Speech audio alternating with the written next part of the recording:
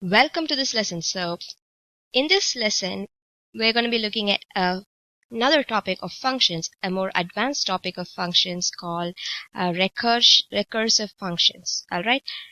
So what are recursive functions? So, recursive functions are functions that call themselves. So, that's what it is. Okay.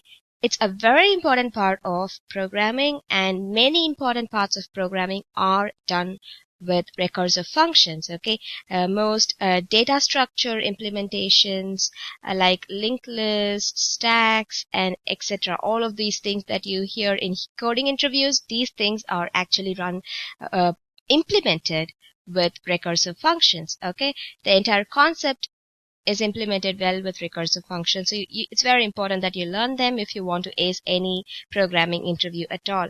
And there are also many artificial intelligence.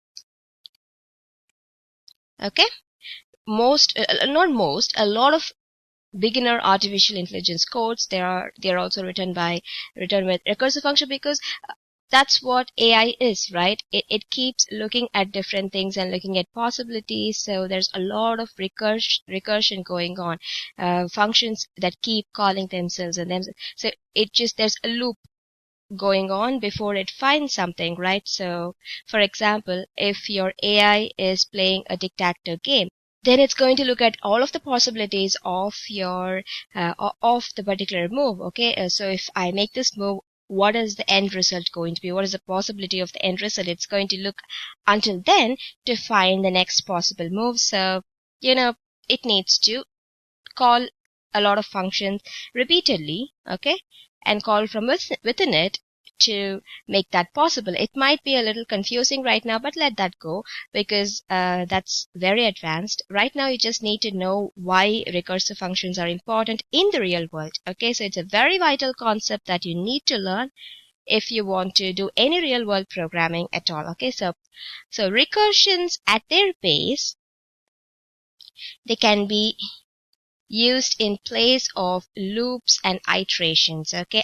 so that's the base of it, and you already know how loops and iterations work, so that's what I'm going to be focusing on in this particular lesson. Okay, so let's look at that.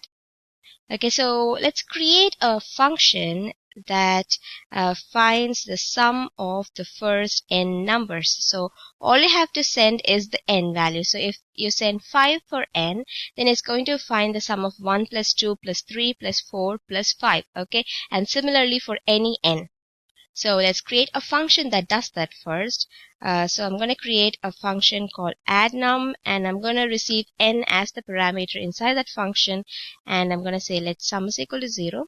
Okay, you already know that if you want to do any sum at all where there are a lot of numbers involved, then it's better to first assign the sum value as 0 and then you can work on it later on. Okay, then let's create a for loop. Let I is equal to 1 because I'm going to start with 1. I is less than or equal to n, so 1 to 5 or 1 to whatever number, and then I plus plus. Okay, inside of it, let's say sum is plus equal to I, and this is exactly why we need to give 0 in here because otherwise it would be undefined, and undefined plus equal to something is still going to be undefined. So if it was 0, it will be 0 plus something first to start with, and then that number. Okay, so now let's do a console.log, okay, in here, so you can see how each step is at. Okay, sum at step, okay, I is sum. Okay, did you notice something different in here? I've written this console.log without any concatenation, without the plus operator at all. Now that's because this is a new way of writing your console. So you, instead of adding everything and giving spaces between each of these things, you can just use your comma and the space would automatically be added. Okay, so you don't really have to give a space in here either. It's just for the design purposes. Okay, so this is how you can do it. So if I look at it in the console, when we look at the console, you'll see how that works. So this is another way of easily writing your console statement. Okay, and finally, after the sum has been calculated, let's return the sum. Okay, like this. All right, and at the end, let's say console.log, and let's call the function from within the console.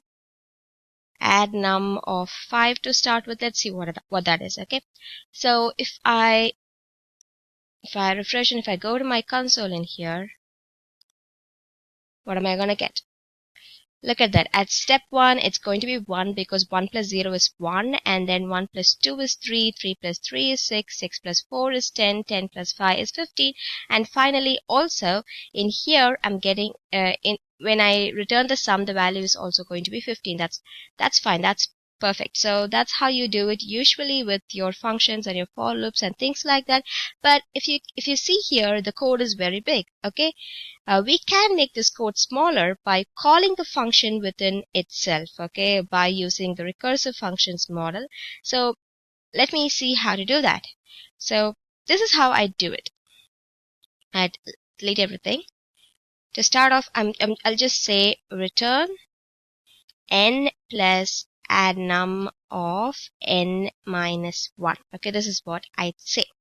Okay, but if I just do it like that, it'll just keep going on, and it'll keep calling add num even for negative numbers. So I have to end it. Okay, so I'd say if n is equal to 1, okay, then end the function. Just return n and end it, no recursion at all. So at a point I'll end it, but until then I'll keep calling the function again and again, so it keeps implementing. So it keeps adding. So it'll start with 5. Let me show you how that works. Okay, to start off, it'll say 5 plus add num of 5 minus 1. Okay, and then add num of 4, which is what we are sending. Okay, that would be 4 plus add num of 4 minus 1, and then I'll be calling add num of 3, and that would be 3 plus add num of 3 minus 1. Similarly for the rest of it, I'm pretty sure you can get the idea.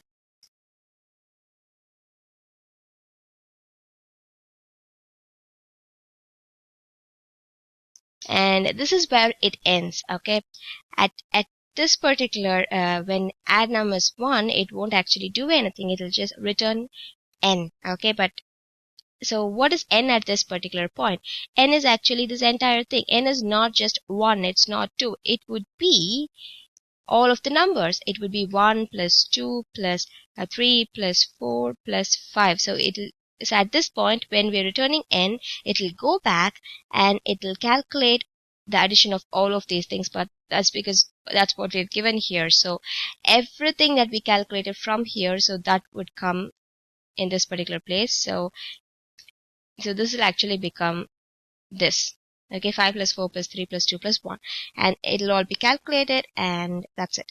Okay, but as you can see here, it has a lesser number of lines of code, very less, just 3 lines of code, and it's much more efficient execution wise as well. So it's better to use recursion whenever you can. So that's it for this particular lesson. I'll see you in the next one. Thank you.